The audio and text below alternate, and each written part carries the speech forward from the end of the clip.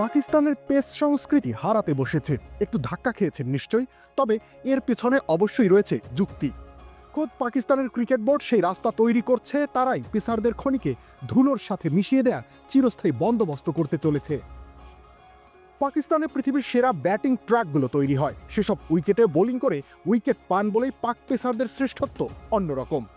যুগে যুগে ইমরান খান, ওয়াসিম আকরাম, ওয়াকার ইউনুস, শোয়েব আক্তার কিংবা হালের শাহিন শাহ আফ্রিদি, নাসিম শাহ, হারিস রৌফদের মতো পেসার উৎপাদন করেছে পাকিস্তান। অথচ সেই পাকিস্তানেই সেই সোনার ডিম পাড়া হাঁসের পেট কাটার মঞ্চ প্রস্তুত হচ্ছে। জোর করে স্পিন বান্ধব উইকেট বানিয়ে ম্যাচ জেতার মোহে নিজেদের সোনার ডিম দেওয়া রাজহাঁসের পেট চিরে ফেলছে না তো পাকিস্তান। উপমহাদেশীয় ক্রিকেট সবসময় স্পিনারদের স্বর্গ।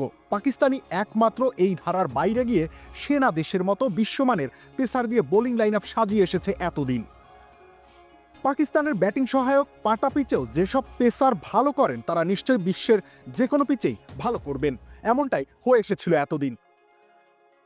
তবে 2021 সালের পর থেকেই ঘরের মাঠে টেস্ট জিততে পারছিল না পাকিস্তান। 2024-এর শেষের দিকে ইংল্যান্ডের বিপক্ষেও ঘরের মাঠে প্রথম টেস্টে আবারও নাস্তানাবুদ হয়েছিল পাকিস্তান। এমনকি বাংলাদেশ এই ব্যাটিং উইকেট থেকে জিতে পেরে পেস ব্যাটারি কাজে লাগিয়েই। এরপরেই যেন হুঁশ ফেরে পাকিস্তানের, ইংল্যান্ডের বিপক্ষে স্পিন ফর্মুলায় যেতে ওয়েস্ট ইন্ডিজকে হারায় 3 দিনেই। শেষ 3 টেস্টে প্রতিপক্ষের 60 উইকেটই নিয়েছেন পাকিস্তানি স্পিনাররা। এমন ঘটনার সাক্ষীও বিশ্ব ক্রিকেট হবে এমন কথা কেই বা ভেবেছিল কবে। স্পিনারদের ভালো পারফর্ম করাটা অবাস্তব কিছু না, দৃষ্টিকটু ব্যাপারটা হচ্ছে উইকেট পাওয়ার পদ্ধতিটা। ম্যাচ জিততে জোর করে স্পিন বান্ধব পিচ বানাচ্ছে পাকিস্তান। পেস বান্ধব উইকেটকে স্পিনারদের অনুকূলে আনতে যা যা করা সম্ভব তার কোনোটি করতে কমতি রাখেনি।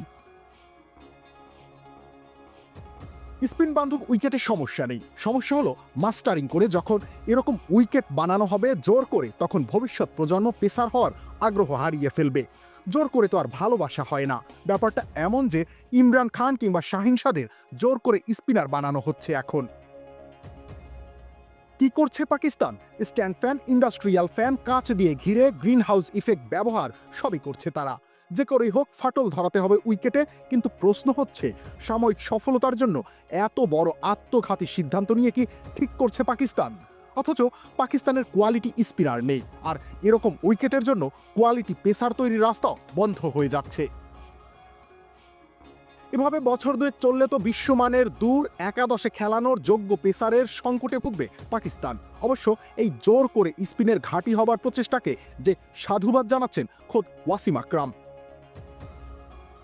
ওয়াসিম বলছেন, হোম কন্ডিশনকে কাজে লাগিয়ে জয় পাওয়া দেখে ভালো লাগছে। এভাবে যদি ফর্মুলায় জয় আসে তাহলে এটাই চলুক না।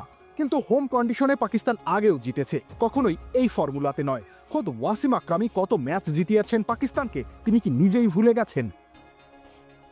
রবিউল ইসলাম রনি, খেলা 71।